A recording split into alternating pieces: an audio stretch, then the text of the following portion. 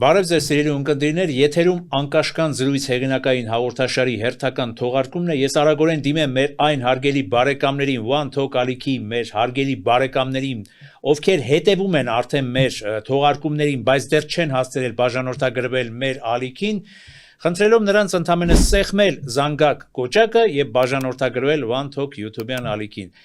Այսօր մենք մեր տաղավարում շատ հաճելի անակնկալ ունենք ձեզ համար մատուցելու մեր տաղավարում կրկին մեր շատերիս համար սիրելի մարզական ֆուտբոլային լեգենդար մեկնաբան Սուրեն Բաղդասարյանն է։ Պարոն Բաղդասարյան, շնորհակալություն, որ ժամանակ եք գտել եւ եկել եք մեր տաղավար, դա մեզ համար մեծ պատիվ է։ Ես էլ եմ շնորհակալություն, միշտ հաճելի է ու դրա համար ես երբեք չեմ մերժում ձեր հրավերը։ Շնորհակալություն, պարոն Բաղդասարյան։ Պարոն Բաղդասարյան, որոշեցինք ճանապարհին, այստեղ գալու ճանապարհին, որ պիտի սկսենք ոչ լավ իրողության մասին մեր խոսքը ասելուց, վերջերս կյանքից հեռացավ, ասենք ֆիզիկական իմաստով կյանքից հեռացավ, որովհետև հոգեպես, բարոյապես այդ մեծությունը պիտի որ մեր ողջ ժողովրդի հետ եւ ողջ ժողովրդի մեջ լինի, լեգենդար ֆուտբոլիստ եւ ֆուտբոլային մարզիչ Նիկիտա Պավլովիչ Սիմոնյանը։ Մի բացառիկ անհատականություն, որի մասին ես չէ որ պիտի շատ խորիմաստ եւ գեղեցիկ խոսքեր արտահայտեմ եւ դրա համար խոնարհաբար ձայնը կտրամադրեմ ձեզ, որպեսզի դուք խոսեք Նիկիտա Սիմոնյանի մասին, հնարավորինս ամփոփ եւ ասեք թե ինչ է նշանակել Նիկիտա Սիմոնյանի լեգենդը ընդհանրապես հայկական եւ ողջ, այսպես ասած, ժամանակի խորհրդային ֆուտբոլի, ես կասեի նաեւ համաշխարհային ֆուտբոլի համար։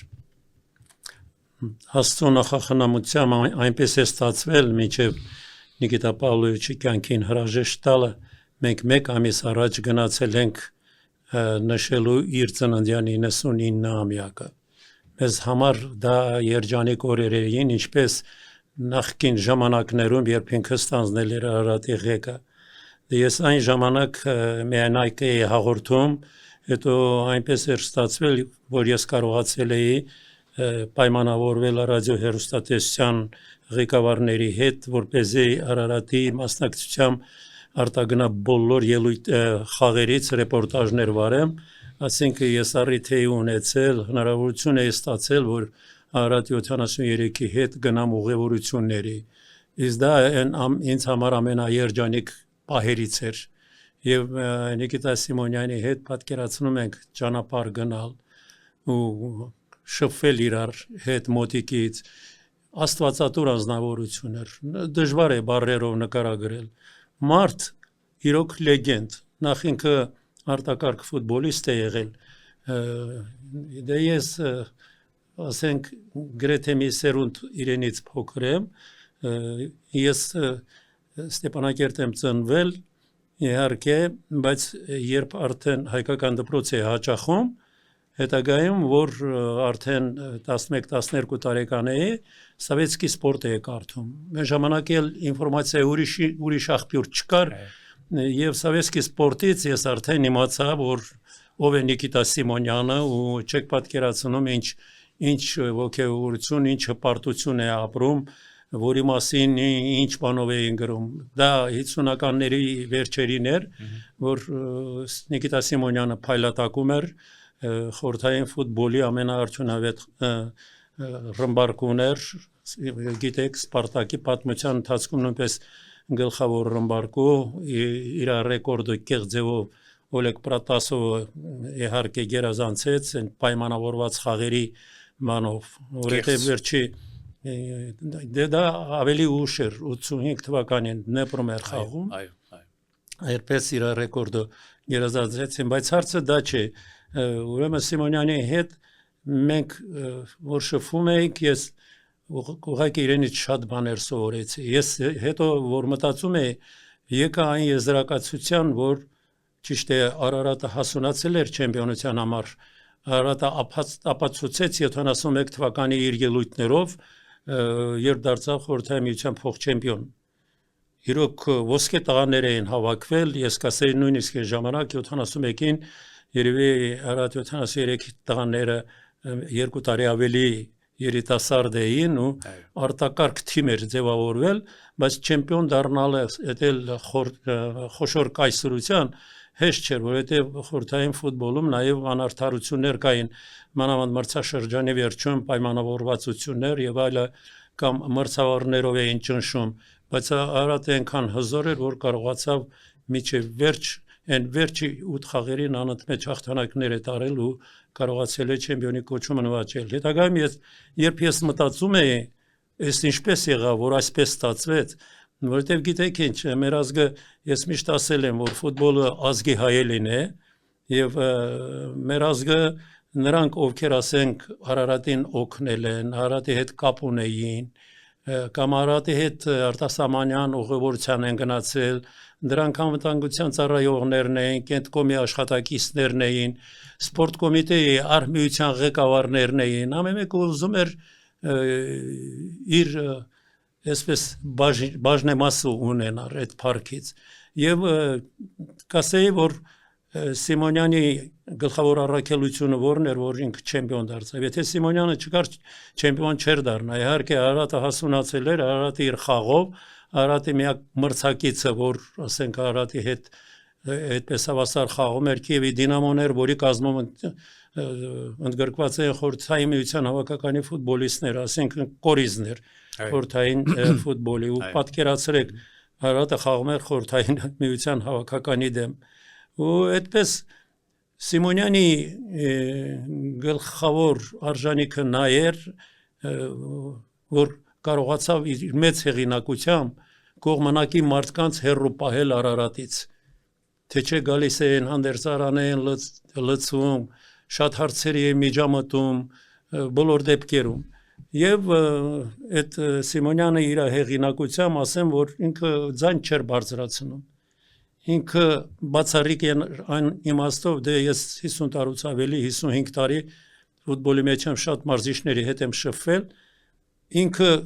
այդուհանդերձ իր հեղինակությամբ կարողանում էր ազդել ֆուտբոլիստների հոգեբանության վրա իր խոսքը օրենքեր Արարատի ֆուտբոլիստների համար որովհետև Արարատի ֆուտբոլիստների համար էլ Նիկիտա Պավլովիչը ինքը կուրք էր եւ նա ինչ որ ասում էր կամ դիտողություն էր անում առանց վիրավորելու իհարկե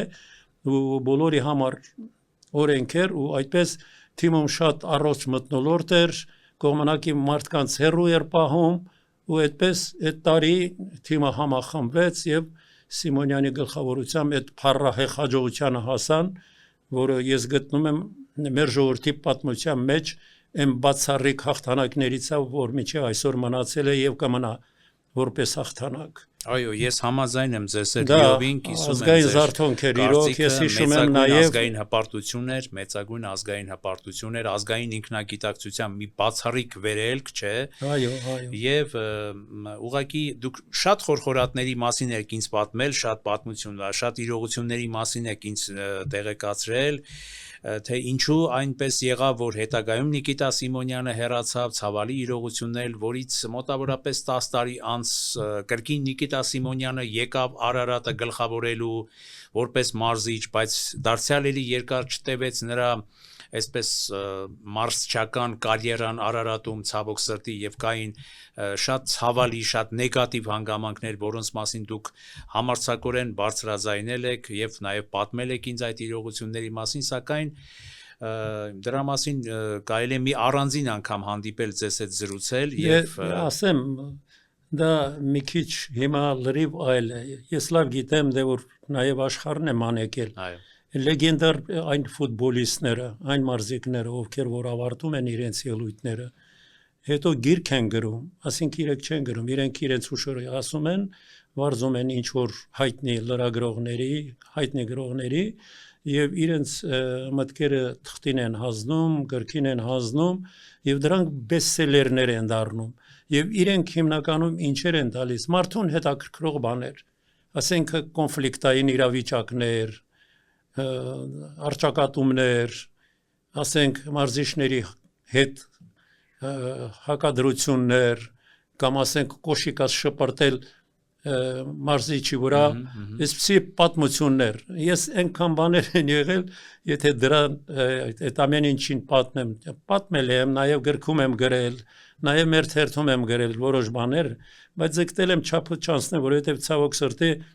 Արարատ 73-ի տղաներից շատերը այսօր չկան իրենք էլ ակամա ինչ որ մեղք ունեին որովհետև կողքից ազդեցին կողքից հրահրեցին ու 74 թվականից սկսած արդեն ոնց որ գնաց Արարատի գործանման գործընթացը այո շատ ցավալի իրողություններ դրա համար ասացի որ մի օր երևի թե մի առանձին թողարկում կնվիրենք ձեզ հետ միասին մի քիչ դժվար է ես հիմա անդրադառնամ այդ բաներին չնայած որոշ բաներ ասել եմ դա պատմությանը հանձնելու համար այսինքն եթե լայն առումով խոսենք դրա պատճառը պարոն Բաղդասարյան կներեք երևի լայն առումով դրա պատճառը ներքին միջկլանային միջանձնային անառողջ փոխհարաբերություններն են չէ որ բերեցին այդ փլուզմանը որ բերեցին Նիկիտա Սիմոնյանի հեռացմանը ես առաջին հերթին կարծում եմ դրա պատճառը մեր ազգային մենտալիտետն է, մտածելակերպն է։ Այո։ Ցավոք սրտի։ Եթե մեկը հնարավորություն է ունենում, անընդհատ խառնում է ամեն ինչի եւ այլը։ Այո։ Ու ասում եմ, ամեն մեկը արատը որ արդեն այդպիսի հաջողության հասա, որը մեկը չէր սպասում։ Ու ամեն մեկը ուզում էր այդ փառքից ինքնել։ Այսպեսիկ բան էլ կա, չէ, պարոն Բաղդասարյան։ Միշտ ասում են, որ մեր ազգը, եթե կհամաձայնվեք իհարկե դուք շատ ավակ եք ինձնից, որ կոլեկտիվ մարզաձևերում ցավոք սրտի մեծ հաջողությունների չի հասել կամ շատ քիչ է հասել։ Չի հասել, գիտեք ինչու համար։ Որովհետև մտածողությունն է մեղավոր, մենտալիտետն է մեղավոր։ Այո, մեր մտածելակերպն է պատճառը։ Ես ասեմ, Արարատ 73-ի տղաներից առաջ լեգենդներ են եղել։ Արտակարգ ֆուտբոլիստներ, Սերգեյ Զատիկյան, որ այդ ժամանակ B խմբում է խաղում, բայց դա B խումբը ահագին բարձր էր։ Խորհրդային միության երկրորդ իր ուժով բաններ, իսկ այն ժամանակ Երևանի Սպարտակ էր կոչում, հավակնում էր ուժեղագույնների մրցաշարում հայտնելու համար։ Անընդհատ առաջի տեղ, երկրորդ տեղ, երրորդ տեղ շատ ուժեղ թիմ էր եւ լեգենդներ կային Գրիգոր Համբարձումյան կար, որը Խորհրդային միության հավաքականում խաղացել հրավիրել էին Չիլի աշխարհի առաջնություն պետք է տանային, բայց այդ ռուսական այդ բանը այնպես ստացվեց, որ իր փոխարեն Զենիթից մի հատ ռուս ֆուտբոլիստի տարան, հետո կար Մանուկ Սեմերջյան, կար Սարգիս Հովիվյան, դրանք լեգենդներ էին եւ անհատապես ամբողջ ստադիոն օրինագնդակ որ հայտնում էր Սեմերջյանի մոտ կամ հայտնում էր Հովիվյանի մոտ գոռում էին Մանուկ, Սաքո երկուսն էլ մահացու հարվածների էին տիրապետում Սաքոն դրիբլինգի էր տիրապետում դաշտի երկանքով ճեղքում էր պաշտպանությունը Մանուկը 40 մետրից գոլեր էր խփում այդ թիմը կարող էր Խորհրդային միության բարձրագույն խմբում հաջողությունների հասնել ես չեմ էլ կասկածում ուղղակի այն ժամանակ նախ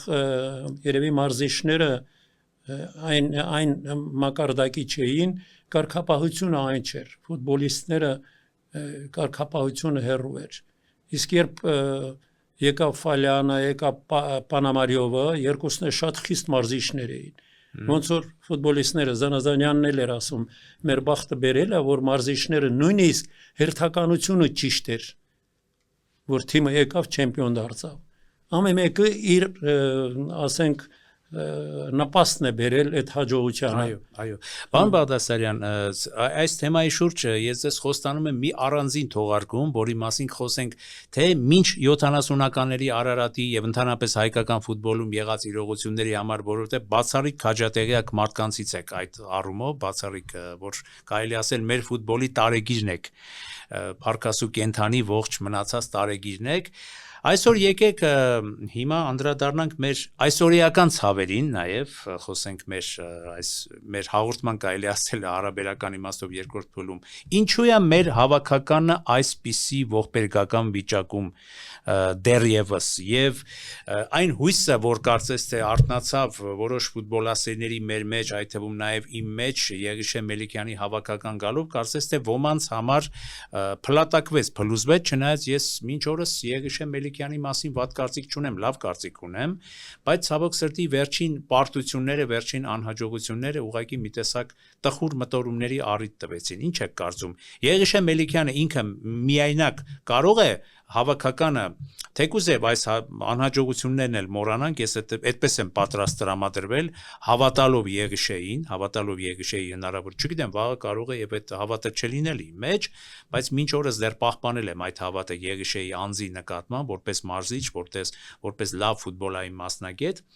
Ինչ է կարծում, Եղիշեն ինքը կարող է հավաքականը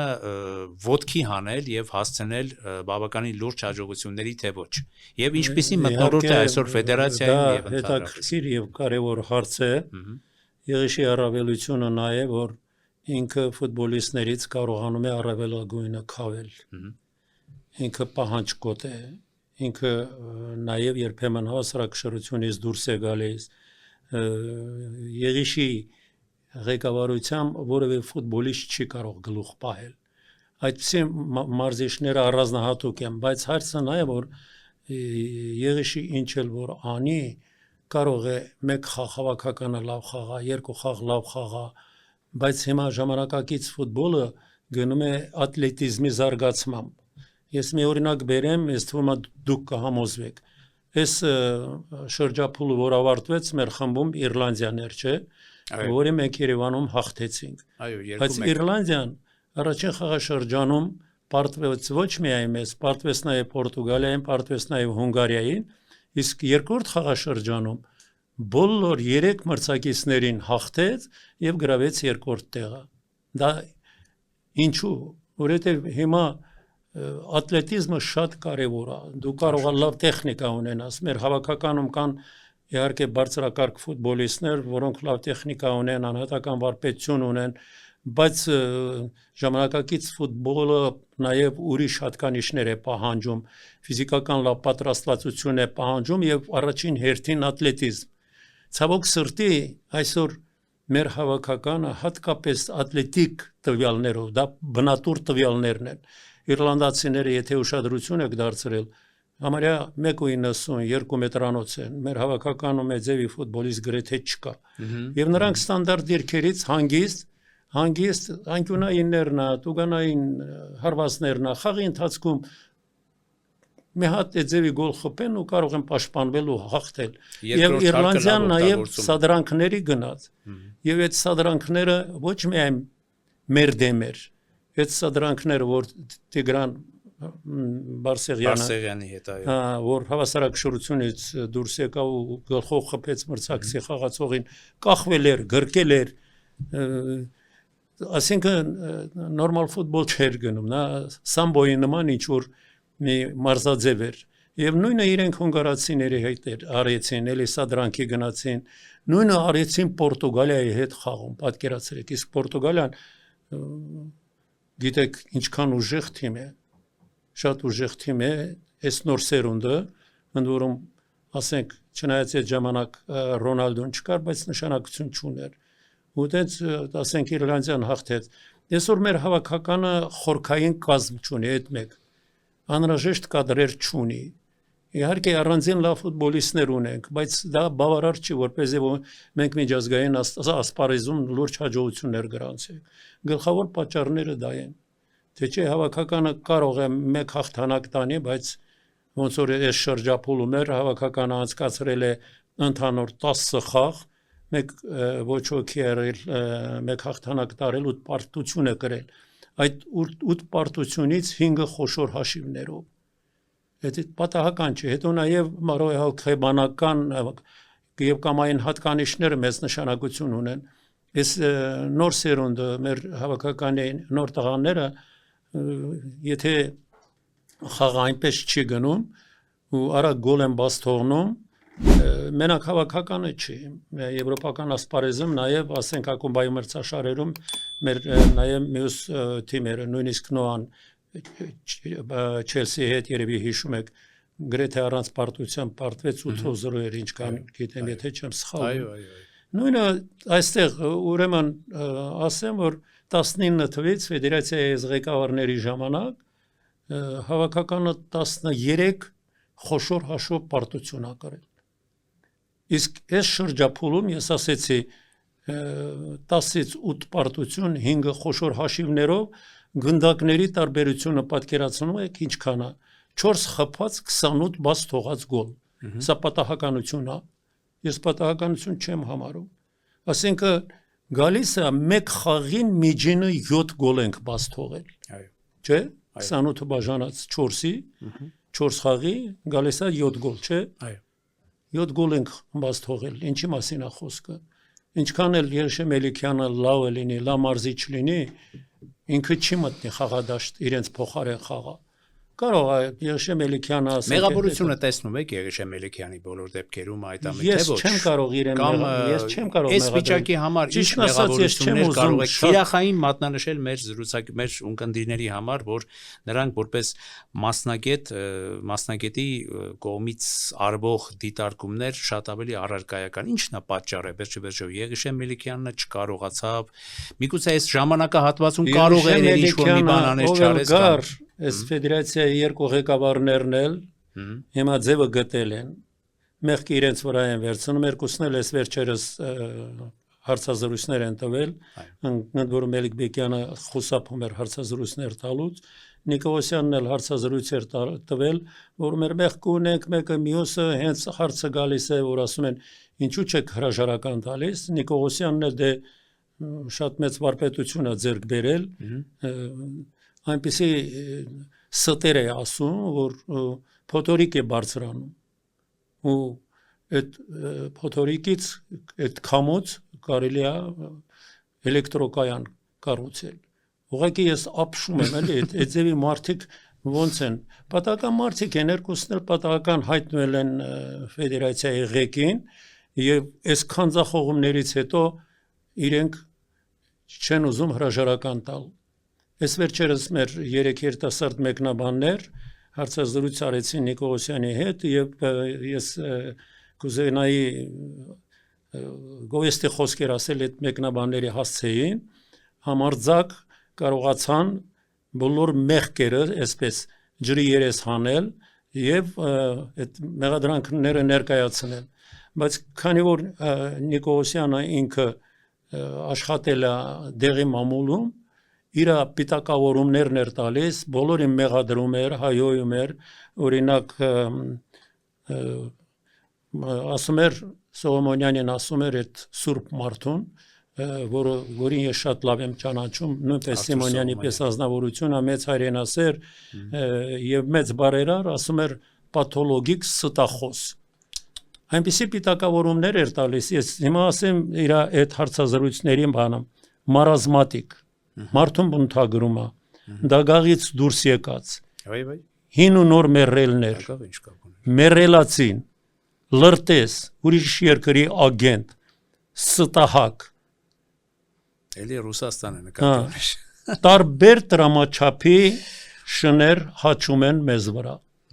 պատկերացնում ես լրագրող է ինքը Պարոն Բաղդասարյան, այսպեսի մի բան, փորձենք, ինչպես ասում են, կողմերի, այսպես օբյեկտիվության, այսպես տեսակետները պահելու համար նաև ներկայացնեմ ձեզ որպես հակադարձում նաև իրենց տեսակետները։ Ինչ կասեին, ասենք ձեր փաստարկումներին, ձեր այս մատնանշումների։ Դե կասեին մենք ընդամենը 6 տարի ենք ֆեդերացիան տնօրեն։ Դրանից առաջ նախկիններն էլ էլի կասեն, ինչպես քաղաքական, չէ, իշխանություններն են ասում, նախկիններն են մեղավոր։ 20-30 տարի առաջ քանդել են հայկական ֆուտբոլը, ոչ մի ռեալ ֆունդամենտ հիմք չեն դրել, ոչ մի առողջ օրգանիզմ չի եղել այս համակարգում։ Հիմա մենք 6 տարում փորձում ենք ինչ-որ բաներ անել, ելի ինչ-որ փոքրիկ հաջողություններ կներեք, հազար ներողություն, սա էլ ասեմ ու սիրով խոսքը ձեզ, որ բոլոր դեպքերում տեսեք այսօր ակումբային ֆուտբոլում էլի նոա ունենք, էլի ինչ-որ միջազգային հաջողություններ են արձանագրում եւ այլն, եւ քիչ-քիչ այս ճանապարհով հայկական ֆուտբոլը։ Դուք ուզում եք պաշտպանեք ֆեդերացիայի Ոչ, ես ասում եմ իրենց ինչ կասեին, էլի, իրենք ինչ կասեին։ Մեկնաբանները պատին դեմ էին տվել Նիկողոսյանին։ Բայց ինքը ամեն ինչը սուտ ասելով, ես ասեցի փոթորիկ բարձրացնելով բան արել։ Հիմա ես չգիտեմ, այս երիտասարդ մեկնաբանների բարեկրթությունն էր պատճառը, որ Նիկողոսյանին եթերում չէին ուզում ասել, որ դու ստախոս ես։ Պաթոլոգիկ ստախոսը ինքն է։ պատկերացնում եք հիմա այստեղ նշել եմ, օրինակ ինքը ասում է 50 տարուց ավելի ֆուտբոլի մեջ եմ։ Ինքը 61 թվականից ծնունդ է, ստիպված կենսագրությունը ուսումնասիրել եմ։ 64 տարեկան է։ Եթե մենք հանում ենք 50 տարին, տակը մնում է 14 տարի։ 14 տարեկանից հələ ասում է 50-ից ավելի, ասինքն 12-13 տարեկանից ինքը ֆուտբոլի մեջ է։ Մեջ է եղել։ Բայց ես ուսումնասիրել եմ, ինքը ֆուտբոլի մեջ է ընդամենը 8 տարի։ Ինքը 17 թվականի նոյեմբերին Ռուբեն Հայրապետյանը հրավիրել է իրեն որպես ֆեդերացիայի նախագահի խորհրդական։ Այո։ Եվ ես Ռուբեն Հայրապետյանին ճակատին այսպես աչքերին նայելով հարց տվեցի, ասեցի չհասկացա։ Ինքը քո մասին մի ամբողջ քննադատություն է գրել, բոլորի վրա ցեխ է շպրտել, ինքը վարժվել է դեղի մամուլում աշխատելով, դու դրան ո՞նց ես բերել քեզ խորհրդական, ասում էր բերել եմ որ բերանը փակեմ։ Երբ ասեցի, բայց կարողացար բերանը փակել, ասեց չէ, էլի իմ դեմ հոդվածներ է գրում։ Ինքը ոնց է 50 տարուց ավելի ֆուտբոլի մեջ եղել։ Երբ 8 տարի, ես ասում եմ, ու դրանից առաջ թղթակցել է, ես չեմ էլ ուզում անունը ասել, դեղի մամուլին է թղթակցել ու իր ոչն էլ էր, որ չեր խորշում մարդկանց հասցեին, ասենք, այնպիսի հայոյանքներ հնչեցնել, որ ուղղակի լրագրողը իրավունք չունի։ Եթե շարժվենք օրենքներով, այդպիսի բաների համար պետք է դատապարտեն։ Կամ օրինակ ասում Ես ոչ թե պաշտպանեցի, այլ ես փորձեցի ընդհանրապես իրենց տեսակետից գալ, որպեսզի ձեզ համար ավելի հեշտ լինի, ավելի։ Ես ասեմ։ Օրինակ կանգնել ասում էր, որ խոսում է, չէ, կարողանում ես փորձես ստերը ճշմարտության տեղ անցկացնել։ Եվ ես կոմենտները որ կարդում էի, բոլորը հայհոյում էին իրեն։ Մարդիկ հասկանում են, չէ, ինչը կատարում։ Ասում էր, օրինակ, ֆեդերացիան տարեկան բյուջեն ընդամենը $10 միլիոն է։ Մոռանում է, որ իրենք ֆեդերացիան տարեկան ընդհանուր ժողով հաշվետվություն է տալիս եւ մեր թերթն էլ որպես տարեգիր ես միշտ այդ հատկապես ֆեդերացիայի ֆինանսական հաշվետվությունը տպագրում եմ։ Ես բացել նայել եմ, ես միայն 23 թվականի տարեկան եկամուտը ասեմ։ Ոչ թե 10 միլիոն, 16 միլիոն 600 հազար դոլար է եկամուտը, չհաշված կողքից եկամուտները, հասկանում եք։ Որ մեկը ասեմ, մարդու աչքերին նայում է ու խափում է։ Կամ ես ճշտել եմ ամեն տարիների իրենց եկամուտները, իրենց հաշվետվությամբ 6 տարվա ընթացքում ֆեդերացիան գեներացրել է $100 միլիոն։ $100 միլիոն կարող է, չէ, հնարավոր է, չէ, ասենք բաներ, ակադեմիաներ կառուցել ամեմի բանում համատիրությունում, ամեմի մարզպետարանում, հնարավոր է, չէ, իրենք գործ են ծեցում, որ ասենք փոքր խաղադաշտեր են կառուցել։ Եվ նույնիկ Օղոսյանը այս հարցազրույցում տված, ասում է, մենք կառուցել ենք, բայց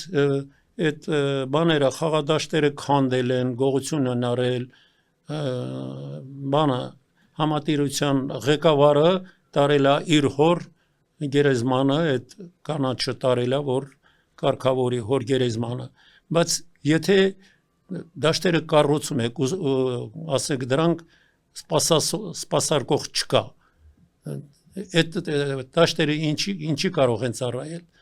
Դրա համար ավելի լավ ես ասել եմ ու էլի կասեմ ակադեմիաներ կառուցեմ, որովհետև ակադեմիան բոլոր դեպքերում ունենում է իր մարզադպրոցը, մարզադպրոցում երեխաները կգնան կանոնավոր մարզումների եւ կադրեր կունենանք, մենք կադրեր չունենք։ Մեր հավաքականում կներեք, փոքր դաշտեր կառուցել ենք, նախկիններն ինչ են արել, չէ՞, կարող են չէ ասել։ Նախկինները ես ոչ չեմ ասում, նախկինները 7 ակադեմիա են կառուցել։ Ես ֆեդերացիայում այդ ժամանակ 6 տարի մամուլի քարտուղարն էի, գործադիր տնօրենի տեղակալն էի, ասենք եթե ասեք ոչինչ չենք արել, նշանակում է ես էլ եմ մեղավոր։ Մամուլի ծառայության ղեկավարն էի, գործկոմի անդամ էի, ասեմ ուրեմն որ ժամանակահատվածում պարոն Բաղդասարյան ես հաշվեմ 98-ից մինչև 2004 թիվը, հա, ու այդ ժամանակ եւ դրանից հետո էլ փաստորեն կառուցվել է 7 ակադեմիա։ Ես կարող եմ մեկ-մեկ ասել, այստեղ նշել եմ այդ ակադեմիաները։ Մեկը Երևանի ակադեմիան է, Գյումրիին է, Լոռիին է, Սևանին է, չեմ ուզում մանրամասն այդպես բան անեմ, ուզում եմ ասել։ Հետո ասենք, ես նշեցի, չէ, որ 13 պարտություն են կրել խոշոր հաշով, այս ընկերների ղեկավարությամբ։ 3 անգամ, մի անգամ 9-0, 2 անգամ 9-1, Պորտուգալիայի հավաքականի հետ այս տարի 9-1 ու 5-0, իսկ ժամանակ է եղել, որ մեր հավաքականը, գիտեք, դուրսը Դանիային է հաղթել 4-0, Սլովակիայի հավաքականին է հաղթել 2012-13 թվականին։ Վարդան Մինասյանի օրոք, Պորտերֆիլդի օրոք ինչպիսի այսպես հետաքրքիր հավատի հույսի արտասում ունեցավ։ Հնարավորություն ուներ դուրս գալու Եվրոպայի առաջնություններ կարծեմ։ Վարդան Մինասյանի օրոք էր, ճիշտ է։ Վարդան Մինասյանի օրոք կարող էր դուրս գալ Չարաբաստիկ Իռլանդիայի հետ խաղը։ Իռլանդիայի հետ խաղասկզբում 28-րդ րոպեին Մանի Էդուրալդո Գոնսալեսը չէ, Էդուրալդո Գոնսալեսը։ Բերեզովսկուն հեռացրեցին խաղադաշտից։ Ու այդպես մերոնք պարտվեցին 1-2։ Ուզում եմ ասել, եղել են լավ հաղթանակներ են եղել։ Ես չեմ ուզում գովել, բայց այն ժամանակ ովքեր էին խաղում, ես կարող եմ Հենրիկ Մխիթարյան, Յուրա Մովսիսյան, Մարկոսներ, Արազոս Բիլիսներ, Սարգիս Հովսեփյաններ, Ղազարյանը, ու բոլորը բարձրակարգ ֆուտբոլիստներ էին։ Չես կարող, ընդ որում մեր տեղի կադրերն էին։ Հիմա դուք պատկերացնում եք, եթե Ռուսաստանի մեր հայրենակիցները չլնեն, դրսի խաղացողները չլնեն, մեր տեղի կադրերը մրցունակ չեն։ Իրենց մեղքը չի իհարկե։ Դա համակարգային այդպես բաների հետևանք է, որ այս վիճակում ենք մենք։ Եթե խոսեմ, ես շատ ասելիքներ ունեմ, էլի, չեմ ուզում ուղղակի անընդհատ չասեն Սուրեն Բաղդասարյանը միշտ չարախոսում է եւ այլ եւ այլ։ Չէ, խնդիրը Սուրեն Բաղդասարյանը միշտ կարողանում է առաջարկներ անել եւ ինչ պիտի արվի, որպեսզի մենք այս վիճակից դուրս գանք։ Այս երիտասարդները, որ հարցազրույց էին վարում, այո, Նիկոլոսյանն ասում էին, բոլորը պահանջում են, որպեսի փողոցեն դուրս եկել նույնիսկ խաղերին մտել է խաղադաշտ, պահանջում են, որ հրաժարական տակ եւ ինչ ասի, որ լավ լինի։ Ասում է դա բանա, ընտրությամբ է։ Հիմա ես ասեմ, ախր ես գիտեմ 19 թվականին դրանք որ մեջտեղ են եկել, չեն ընտրվել, ես բազմաթիվ անգամ ասել եմ։ Դուք նախորդ հարցազրույցի նշանակել են իրենց, ընտրություն չի եղել։ Եվ ոնց կարելի է, ընդ որում իրենք որ եկել են, ասել են բոլոր ճանապարհներով դուք պետք է ընտրվեք։ Ու իրենք ոտնատակ են տվել բոլոր կանոնակարգերը։ Իրենք ֆեդերացիայի անդամ սուբյեկտ անդամները մի քանի ակումբների, որոնք գիտեին, որ իրեն ձայն չեն տալու, նույն Մելիք Բեգյանը եւ Նիկոլոսյանը ջնջել էին, դրա փոխարեն բերել էին իրենց հաջո ակումբների։ Իսկ սրա լուծումը ո՞րն է, պարոն Բաղդասարյան։ Դրա լուծումը գիտեք ո՞րն է, դա թորը որը մեկի սեփականությունը չի։ Ես անձնական շահ չունեմ, ես իրենց այդ խնդիրներ չունեմ։ Իմ սիրտը ցավում է ֆուտբոլի համար, ես եղել եմ մեր ֆուտբոլի ակունքներում, ես տեսել եմ Արարատի չեմպիոնությունը, թե ազգը ոնց էր ոգևորվել, ինչ վերածնունդ էր։ Ես ուզում եմ այդ օրերը վերադառնա մեր ժողովուրդը նորից ուրախություն ապրի։ Իսկ ով չէր ուզենա, որ խելագարը չէր ուզենա, որ այդ օրերը վերադառնային եւ մեր մարդիկ մտածում են, թե այդ աթոռները իրենց հոր սեփականությունն է։ Եթե դուք ձախողվել եք, բարի եղեք, թողեք գնացեք, ասում ես ընտրությամբ ոնց կարող է, դուք արդեն մեխանիզմը այնպես եք արել, որ նորից էլի ընտրվելու եք։ Նիկոլոսյանը ասում է, ես 100%-ով ձայն եմ ստացել։ Մենակ ես գիտեմ, որ առաջատար 4 թիմերը ոչ մեկը իրենց այն չի տվել։ Նորից եթերում սուտ է ասում։ Ու այդպես ստերի շարան ու ասում է պետք է ընտրություն լինի։ Ընտրությունն էլ դա անհույս բան է, պատկերացնում եք։ Եթե վերևից չասեն, որ հերիք է արդեն դուք Այսինքն հեռացեք, ընտրական համակարգ գտնում եք, որ հիմա այնպեսի այս ղեկավարները այնպեսի ընտրական համակարգ են ստեղծել ֆեդերացիայում, որ նորից իրենք պետք է վերընտրվեն եւ այլ տարբերակ չկա։ Իսկ նախկինների օրոք կար այդ համակարգը, թե այս ֆեդերացիայի օրոք է ավելի։ նախկինների օրոք լրիվ ուրիշ է։ Ռուբեն Հայրապետյանի Օրինակ ես ասեմ, Հայրապետյանի ժամանակ առաջին անգամ ընտրություն կար, ընդ որում ես եմ կազմակերպել։ Այո։ Բայց երկրորդ անգամ ինքը մենակ միակ տեխնացուն ինքն էր արդեն ինչ ընտրություն։ Քանի ընտրաժամկետ ինքը 16 տարի էր կարծեմ եղել է, ընտրվել է, դա իհարկե սխալ է, ոնց կարելի է։ Բոլոր դեպքերում իր ժամանակ էլ անհաջողություններ են գրանցվել, բայց նաև հաջողություններ են եղել, հիմիկվա պես չէ։ Հիմա միայն անհաջողություններ են։ Եվ այս մարդիկ անընդհատ ուզում են շարունակել, ես այսօր Մելիք Բեկյանի հարցազրույցն եմ կարդում, իհարկե Մելիք Բեկյանը ավելի գրագետ է Նիկողոսյանի համեմատ, այդպիսի լպիրշ բառապաշարով չի խոսում, եթերում նման բաներ չէ, էլի փորձում է արդարանալ, հասկանում եք, բայց եթե դուք ձախողվել եք, թողեք մի ուրիշը գա, ես չեմ ասում են ուրիշը գալու անպայման լավ է լինելու։ Այնպիսի վիճակի ենք հասել, կադրեր չունենք մենք։ Կադրեր ոնց կարող է լինել, եթե ասում են այդ արհեստական խոտածածկով խաղադաշտերը փչանում է եւ այլը, այդ ծախսերը գնում են, ծախսերը մենակ դրան չի գնում։ Ծախսերը գնում են նաեւ այդ մելենդեսներին, որ բերել են, միլիոններ են տվել, ծախսերը գնում են արտասահմանից հրավիրված հաջողություն ունեցան այդ մարզիչներին, մասնագետներին, տուգանքներ են վճարում, որ մեկ ասեմ, ես այնքան բաներ գիտեմ, ես չեմ ուզում այդքան մանրամասները։ Իսկ այդ Մենենդեսների կամպանիան ես ասեմ, են երիտասարդ մեկնաբաններն էլ կարող են բան անել, չէին ուզում եթերում ասեն, սուտ ես ասում ու արձագանքի էին, էլի ուզում եմ ասել։ Այդպես է։ Այդ վիճակն է, բայց եթե դուք գտնում եք միակ ճանապարհը ես գտնում եմ, որ սրանց անեն, որ ինչ պիտի լինի, այսինքն նոր ղեկավարություն, չէ, պարոն նոր ղեկավարություն, եթե նոր ծրագրի հիմքի վրա, չէ, եթե ինչ ծրագիր պիտի լինի, որ մեր ֆուտբոլը դուրս հանի այս ձեր ասած ձեր տեսակետով այս ցեղից, այս սարսափելի ճահճացած վիճակից։ Մանուկ ջան, ծրագիրը ես ասեցի, առաջին հերթին պետք է ակադեմիաներ կառուցեն։ Ինչու՞։ Որովհետև իհարկե այս բանը փոքր խաղադաշտերը իրենց առավելությունը ունեն, լավ են այնքանով, որ ասենք գյուղական տարածքներում այն 10 գյուղ հազիվ մի հատ այդպիսի խաղադաշտ ունենա, երեխաներին կտրում են փողոցից, բայց մյուս կողմից այդ փոքր խաղադաշտերով դու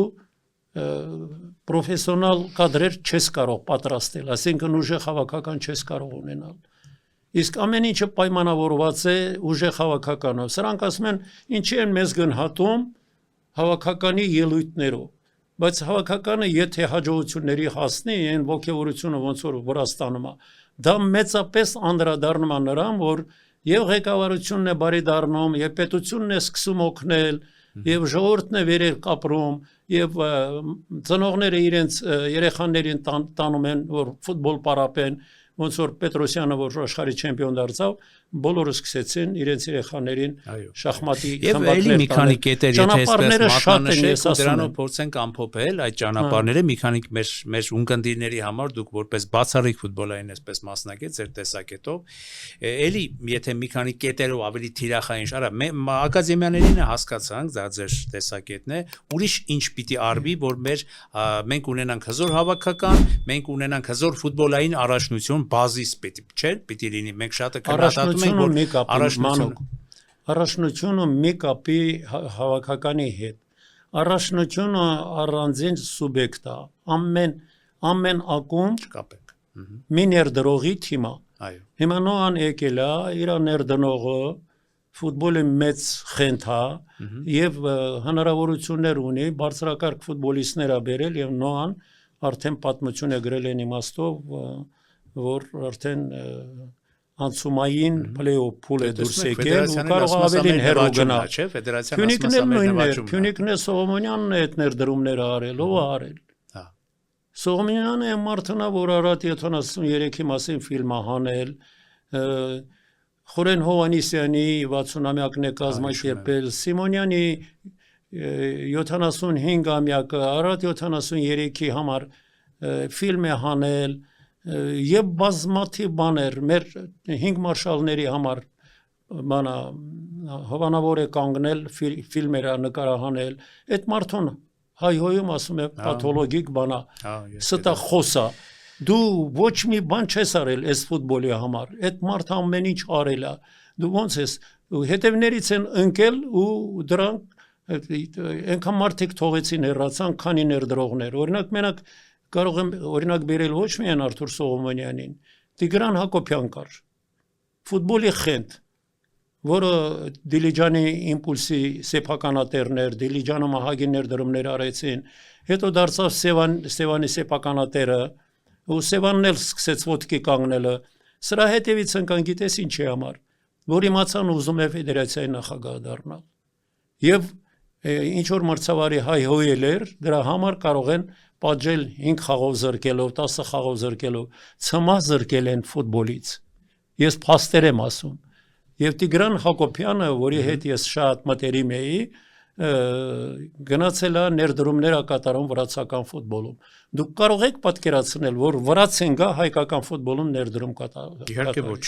մենք հին մրցակիցներ ենք չէ մենք հին հակառակորդներ ենք ավելի լավ հաղորդումը եզրափակեք այնքան փաստեր գիտեմ կարող եմ ասել որ բանը Պարզապես ես դիմում եմ հանրապետության ղեկավարներին եւ իհարկե Արթուր Սողոմոնյանի բանով ես նույնպես շատ համարում եմ դա շատ մեծ անարդարություն այն ինչ որ արել են եւ անում են շարունակում են չէ անել Արթուր Սողոմոնյանի դեմ հրաժեշտի միջոցառումը ինքնակազմակերպել դրանից առաջ մենք որ գնացել ենք ինքնակազմակերպել որ գնացել ենք 90-ամյակը նշելու հողարկավորությունը ինքնակազմակերպել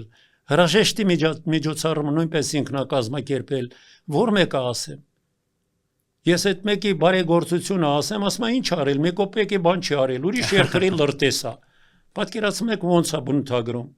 կամ պաթոլոգիկ ստախոսա պաթոլոգիկ եթերում եմ ասում ստախոսը Նիկողոսյանն է ես քանի օրինակներ բերեցի 50 տարուց ավելի ֆուտբոլի մեջ է որտեղ ես դու որակումներ տալը շատ վատ բան է բայց ես էլ եմ լսել միայն ու միայն լավը Արթուր Սողոմոնյանի մասին ինչպես որ դուք գիտեք եւ ձեր աչքի առաջ է եղել նրա չափազանց դրական գործունեությունը նույնիսկ այսպիսի բառ մենակ ինքը չի ես ասում եմ չէ օրինակ բերեցի Տիգրան Հակոբյանի Թելավի թիմն է պահում Վարդան Մինասյանը գնացել է այդ թիմում աշխատել հիմա էլ Հայաստանից մեր հարևան երկիրն ֆուտբոլային ասպարեզի նախկին մարդիկ հիմա այդ նույն Թելավիում աշխատում են որ մեկը ասես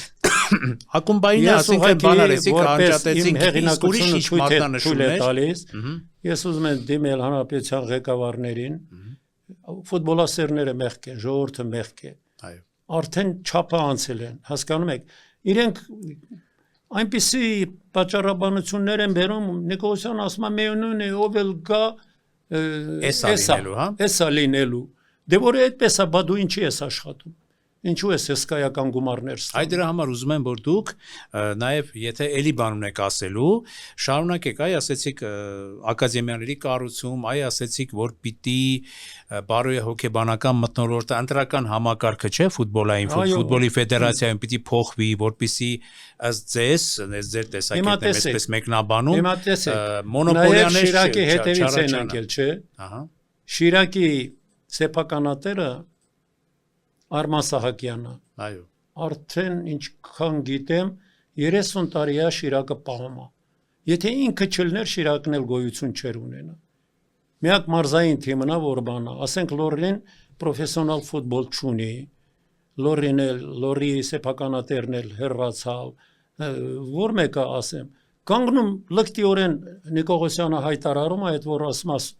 պաթոլոգիկ ստասանա քանի ստեր ասեցի չէ կանգնում հայտարարում է որ մենք Շիրակի հետ շատ լավ հարաբերությունների մեջ ենք ես լավ գիտեմ որ Շիրակին նույն Արման Սահակյանը այդ երկու ընկերոջը ինքը հանել է աշխատանքից համոզել էր Արման Սահակյանին 90 րոպե ֆուտբոլային թերթեր բացել Այս Նիկողոսյանը այդ դարձել էր խմբագիր, բայց դեռ ինչ որ հոնորարների խնդիրներ են եղել եւ այլը, բռնել շպրտել է, հանել է իրեն։ Բացի այդ, Մելիք Բեկյանը եւ Նիկողոսյանը աշխատել են Լայմ հեռուստաընկերությունում, ես փաստեր եմ ասում, ես օդում չեմ կրակում, պաթոլոգիկ ստախոս չեմ, չի կարող ինքը հերքի։ Իմ ներկայությամբ այդ երկուսին Լայմ հեռուստաընկերությունից հեռացրել են, որը նույնպես պատկանում էր Արման Սահակյանի։ Հենց իմացել է, որ Արման Սահակյանը ուզում է ֆեդերացիայի ղեկավար դառնա, երկուսով, հենց իմացել են, ընկել են դրա հետևից։ Նույնն էլ ոնց որ ընկել են Տիգրան Հակոբյանի հետևից։ Այսինքն այդ պաշտոնը իրենց սեփականաշնորհված է, իրենցն է։ Եթե դուք լավ լինեիք, հաջողության հասնեիք, ես կողջունեի, որտեղ ասեմ, ես էլ բիզնես ունեմ ֆուտբոլային, ես թերթ ունեմ։ Եթե մեր հավաքականը հաղթում է, չեք պատկերացնում, իմ թերթը շատ լավ է վաճառում, մարդիկ ուզում են իմ գնահատականը կարդան, իմ կարծիքը կարդան, այսինքն ես շահագրգռված եմ, նախ սրտին, ինչպես ասում են, չես կարող հրամայել, նախ մեր հավաքականի համար ով ուզում է լինի, ես մեր հավաքականի առաջին երկրպագուն եմ, ոնց որ Արարատի 73-ն էր։ Ես հայկական ֆուտբոլով եմ կայացել, հեղինակություն ձեռք բերել ու լավ ճակատագիր եմ ունեցել։ Ես ուզում եմ, որ լավ ղեկավարներ լինեն, որ ամեն ինչը ճիշտ լինի, սրտացավ մոտեցում լինի, արդարություն լինի, եւ եթե դու չես կարողացել արդարացնել սպասելիքները, մի ուրիշը գա, այն էլ չի արդարացնի, նրան էլ կհանե եւ այլ եւ այլ։ Այսինքն դուք կարևոր մատնանշում արեցիք ձեզ համար, որպես տեսակետի արտահայտում, ասացիք, որ այո, ակադեմիաների կառուցում, այսինքն մենք ունենք այսօր, հա, ուզում եք ասել դրանով հանդերձ, պահեստայինների նստարանի պակաս, այսինքն ռեզերվի պակաս, որը չի կարողացել ձեզ լուծել, որի խնդիրը չի լուծել այդ ֆեդերացիան։ Ասում էր խորքային կազմ չունեք։ Ունենալու համար պետք է կադրեր պատրաստես։ Այս տարիների ընթացքում ինչ ես արել։ Իրենք գիտեք ինչ երկու բան են մենակ կյանքի կոչել։ Մեկը խորիկի այսպես պայմանական ակադեմիան, մի դաշտով ակադեմիա չի լինում։ Այն պատճառով փոխհատուցում ա եղել դա այն իմաստով, որ խորիկը վերջի պահին անցավ սրանց կողմը, ինքը իր թեկնածությունը դրել էր, չէ։ Եվ Աբովյանի մարզադաշտը։ Ուրիշ ինչ կարող են ասել։ Նախորդներին բնովում են, նույն Նիկողոսյան ասում է 30 տարի ոչինչ չեն ասել, դուք էլ եք ասում 30 տարի։ Բայց 30 տարի եղել է խաղեր, այն 30 տարիների ընթացքում սենց հաշվով պարտություններ չեն եղել։ Ես հարաբերական իմաստով եմ ասում, ինձ չի բավարարում այդ 30 տարիների արդյունքները, հասկանում եք։ Հա, բայց եթե գտնում եք, եթե գոնե 30 տարիների ընթացքում մինչ այս ֆեդերացիայի այսպես ասած կառավարումը, գոնե ինչ որ դրական բաներ արվել են, եղել են, հիմա գրեթե չկան։ Իռլանդիայի հետ օրինակ։ Հա, Իռլանդիայի հետ օրինակը բերեցիք, կամ հավաքականում ինչ տղաներ են խաղում։ Չէ՞։ Այո։ Կարող ես համեմատել։ Դե նրանք էլ կասեն, որ այդ տղաների սերունդը չկան, հա։ Նոր կադրեր չկան։ Նոր կադրեր չկան։ Մենք ինչ մեղավոր ենք են։ Խորեն Հովանեսյանը, հա, այդ ակադեմիա որ տվեցին, կանգնել հայտարարում էր 5 տարուց հետո տես ինչ կադրեր եմ տալու։ Արդեն 6 տարի է ասել, խորիկ ինչ կադր ես տվել։ Ես չբացեմ էլի ճակերտները, ախր ես շատ բան գիտեմ։ Հետո սիրտս ցավում է։ Իսկ էլի ինչ որ մի 1-2 մատնանշում կարող եք ասել ու դրանով փորձենք այսպես ձեր մատնանշումների այսպես շղթան եզրափակել։ Փոքր դաշտերի մասին փոքր դաշտերը ասեցիք, ակադեմիաների կառուցման բացակայության պահը ասեցիք, ընտրությունների համակարգը ասեցիք, այո, որ մեր ունկնդիրները ավելի Մելենդեսի մասին ասել են, որը ձախողվել էր եւ որ դարձյալ իրենց գործն է եղել, չէ՞, իրենց ձախողումն եք համարում դա Մելենդեսի այդ կամպանիայի ձախողումը։ Ինչ էր, եկել էր իր ընտանիքով այստեղ կուրորտ էր եկել, զբոսաշրջիկ է։ Եվ փաստորեն գտնում եք ոչինչ չարեց։ Իր ազգուտակով, իր անկերոջն էլ բերել էր, երիտասարդականի, ինչքան հիշում եմ, մարզիչ էր ihn նշանակել, որ որևէ ծառայություն չուներ, լուրջ մասնագետ չէր։ Ոտեց, քանի տարի մի տարին քիչ էր, երկրորդ տարին էլ աշխատեց, ու ես ինչքան գիտեմ, այն ժամանակ 2 միլիոն մենակ մի տարի տվեցին իր խմբին։ Աշխարհում իրեն էլ նշանակեցին տեխնիկական տնօրեն ֆեդերացիայի։ Աշխարհում որևէ տեխնիկական տնօրեն այն էլ թոշակառու մարդ էր, բերեցին, կասկածելի է, հետագայում երևի կբացահայտվի, թե ոնց են այդքան գումարներ տվել։ Շնորհակալություն պարոն Բաղդասարյան, կարծում եմ կարողացաք մատնանշումներ անել եւ ձեր տեսակետները արտահայտել այն առումով, թե ինչ պիտի արվի, որ մեր ֆուտբոլը մեր ֆուտբոլը Չեմ ուզում էլի անընդհատ վատաբանել։ Չէ, չեք վատաբանում։ Դուք ընդամենը ձեր տեսակետը վատաբանել չի, դուք ձեր տեսակետներն եք արտահայտում։ Բայց չեմ կարողանում տանել, քանի որ ես իմ թերթը տպում եմ դեռ եւ տնից աշխատում եմ, պետք է ես կուրսի մեջ լինեմ։ Այո, այո։ Պատկերացրեք, ես մարդիկ այնպես են արել, ես իրենք որ բան արեցին, ես 19 թվականին որ եկամ մեջտեղ, արդեն կանոնակարգը փոխեցին, արդեն որևէ լրագրող իրավունք չուներ, ձայնի իրավունք չուներ, ընտրության իրավունք չուներ։ Բայց ես որ անցկացրել եմ, ես տեսել եմ այն լրագրողները, ովքեր որ տարվա ընթացքում ակտիվորեն ֆուտբոլը լուսաբանում են, ես նրանց ցուցակով ընդգրկել եմ ընտրողների թվում ու իրենք մասնակցել են։ Այսինքն հիմա բանը մյուս երկուշաբթի օրը բանն է ֆեդերացիայի տարեկան համաժողովն ալնելու եւ անդամները 34 անդամ են, որոնցից մի մասը որ իրենք են բերել, իրենց ենթակայությամբ ակումբներ են։ Ես չէի ուզենա ասել, որ դրանք ինչ գործունեություն են անում մեկը մյուսը։ Այդպես։ Իրենք են կանգնում են ձեռքը բարձրացնում, դե գնա ընտրություն անցկացրու։ Ինչքան ընտրություն լինի, հիմա սրանք ես ընկերները հաղթելվեն։ Ընտրություն չկա այստեղ։ Պարզ է։ Եվ մեր եզրափակելով մեր այսօրվա զրույցը, ես ձեզ խոստանում եմ մի առանձին թողարկում ձեզ հետ խոսենք մեր հայկական ֆուտբոլի անցյալից։ Մեր արդեն խոսենք մեր ֆուտբոլային անցյալի լուսավոր էջերից, իհարկե։ Ես հասկանում եմ, որ դուք եք շատ ծանր տանում, որ քննադատական խոսքեր եք ասում, բայց ասում եք այն ինչ որ դուք գտնում եք, որ դա ճիշտ է։ Ես հեղինակություն եմ, իմ հեղինակության հետ ես չէ։ Ինձ համար միշտ հեղինակությունը թանկ է եղել, ավելի թանկ, քան գումարն է, քան եկամուտն է, ճիշտ եմ ասում։ Եվ ժողովուրդը ինձ որ տեսնում է, պաշտում է մեկը մյուսը։ Ես չեմ ուզում, որ ֆուտբոլասերի մոտ վատ կարծիք լինի։ Պարզ է։ Ես բան չեմ, իմ էության վատաբանող չեմ, բան չեմ։ Ես ճշմարտությունն եմ ասում, այն ինչ խանգարում է մեր ֆուտբոլին։ Ուզում եմ խանգարող հանգամանք չլինի, որ մենք նորից լավ ֆուտբոլ ունենանք։ Շատ բարի։ Կադրեր պետք է ունենանք։ Պարոն Բաղդասարյան, ձեր այս խոսքերով էլ դուք նոյեմբերյան համարում աստվածային Նիկիտա Սիմոնյանը հրաժեշտ է տվել կյանքին։ Մենք նորից ու նորից հարգենք եւ խոնարհվենք Նիկիտա Սիմոնյանի մեծության առջև ձեզ հետ միասին, մեր խորագույն ցավը արտահայտենք տեղի ունեցածի կապակցությամբ եւ բայց հույս ունենանք, որ հայկական ֆուտբոլում կծնվեն նոր Նիկիտա Սիմոնյաններ, կլինեն նոր Արարատ 73-ներ, լավատեսնենք նոր փայլատակումներ եւ ձեզ հետ միասին մենք վայելենք այդ գեղեցկությունը այդ բերկրանքը։ Ես իմ խորը շնորհակալությունն եմ հայտնում, որ այսօր ժամանակ գտաք եւ եկաք մեր տաղավար ջերմացրեցիք մեր տաղավարը ձեր շատ հարգելի ներկայությամբ։ Մի քիչ ինձ համար լավ էլ չի, մակասեն վատաբանեց եւ այլն, բայց ես ճշմարտություն եմ ասել։ Դա է կարևորը։ Շնորհակալություն պարոն Բաղդասարյան, լավ եղեք, կարևորը դուք լավ եղեք, առողջ եղեք, միշտ այսպես առույգ եղեք։ Այո, շնորհավոր եք, այո, շնորհավոր ենք մեր գալիք նոր տարին։ Ուրախություններ շատ լինեն։ Այո, ցոնայի ֆուտբոլից, այո, ֆուտբոլային նաև հաղթանակների նոր 2026 թվական լինի։